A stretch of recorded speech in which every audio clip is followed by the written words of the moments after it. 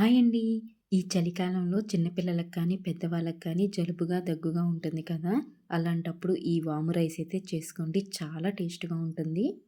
ఇప్పుడు వాము రైస్ చేసుకోవటానికి కావాల్సిన పదార్థాలైతే చూసేద్దాము. పచ్చిపప్పు, వాము, జీలకర్ర, జీడిపప్పు, పచ్చిమిర్చి, అదేవిధంగా చిన్న అల్లం ముక్కను కూడా కట్ చేసి పెట్టేసేసుకున్నాము. ఇక్కడ బాండీ నేను పెడతాను అని చెప్పేసి పాపైతే బాండీ అయితే పెడుతుంది.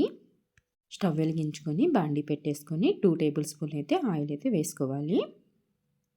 ఆయిల్ హీట్ ఎక్కాక జీడిపప్పునైతే వేసుకొని వేయించుకోవాలి. ఇక్కడ పాప అయితే జీడిపప్పులు నువ్వు వేసేసేయి, నేనైతే వేయించుతాను అని చెప్పింది. సరే అని చెప్పేసేసి ఇచ్చాను. చూసారు కదా, మళ్ళీ ఎక్కడ చిందులు పడతాయా అని చెప్పేసేసి చిన్నగా వేయించుతుంది.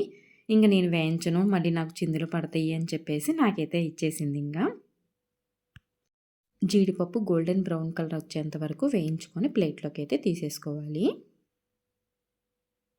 ఇప్పుడు జీడిపప్పు వేయించిన బాండీలోనే కొంచెం ఆవాలు, అదేవిధంగా కొంచెం జీలకర్ర కూడా వేసుకొని ఒకసారి అయితే కలిపేసేసుకోవాలి.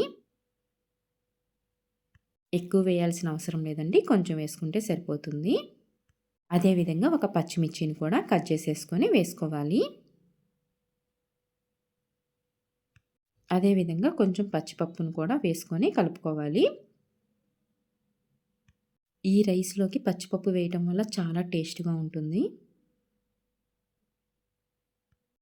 ఇప్పుడు మనం ముందుగా కట్ చేసి పెట్టేసేసుకున్న అల్లం ముక్కలను కూడా వేసేసుకొని ఒకసారి అయితే కలిపేసేసుకోవాలి. అల్లం ముక్కల్ని ఈ విధంగా వేసుకోవడం ఇష్టం లేని వాళ్ళు దంచి కూడా వేసుకోవచ్చు. పాప అయితే అల్లం ఇష్టంగా తినిద్ది, అందుకని చెప్పేసేసి నేనైతే ఇలా చిన్న చిన్న పీసెస్గా కట్ చేసేసి వేసాను.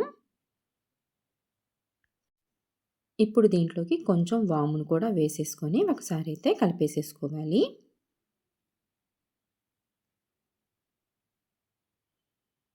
జలుబు కానీ, దగ్గు కానీ ఉన్నప్పుడు ఈ రైస్ అయితే చేసుకొని తినండి, చాలా టేస్ట్గా ఉంటుంది. పచ్చిమిర్చి కూడా చాలా స్పైసీగా ఉందండి, అందుకని చెప్పేసి నేను ఒకటే వేసాను. జలుబు దగ్గుగా ఉన్నప్పుడు చాలా స్పైసీగా తినాలనిపిస్తుంది కదా, అప్పుడైతే ఈ రైస్ చాలా టేస్ట్గా ఉంటుంది. ఇప్పుడు దీంట్లోకి రైస్ అయితే వేస్తున్నాను. మనం ముందుగానే రైస్ అయితే ఉడికిచ్చేసుకొని ఆరబెట్టేసేసుకుంటే సరిపోతుంది. ఇప్పుడు దీంట్లోకి కొంచెం సాల్ట్ అయితే యాడ్ చేస్తున్నాను. కారం ఏమీ యాడ్ చేయనవసరం లేదు, పచ్చిమిర్చి స్పైసీ అయితే సరిపోతుంది. మొత్తం కలిసేలాగా కలిపేసుకోవాలి. అంతేనండి, ఎక్కువ టైం కూడా పట్టదు, చాలా సింపుల్గా అయితే చేసేసుకోవచ్చు. జలుబు దగ్గుగా ఉన్నప్పుడు పని కూడా చేయబుద్ధి కాదు కదా, అలాంటప్పుడు సింపుల్గా అయితే ఈ విధంగా వాము రైస్ చేసేసుకుంటే సరిపోతుంది.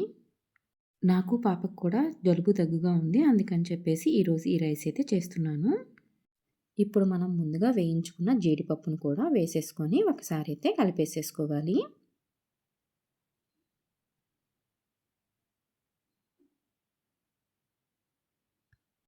అంతేనండి, చాలా ఈజీగా వాము రైస్ అయితే తయారైపోయింది. టేస్ట్ అయితే చాలా బాగుంది. ఈ వీడియో నచ్చినట్లయితే ప్లీజ్ లైక్ చేయండి, షేర్ చేయండి, అదేవిధంగా సబ్స్క్రైబ్ చేసుకోండి.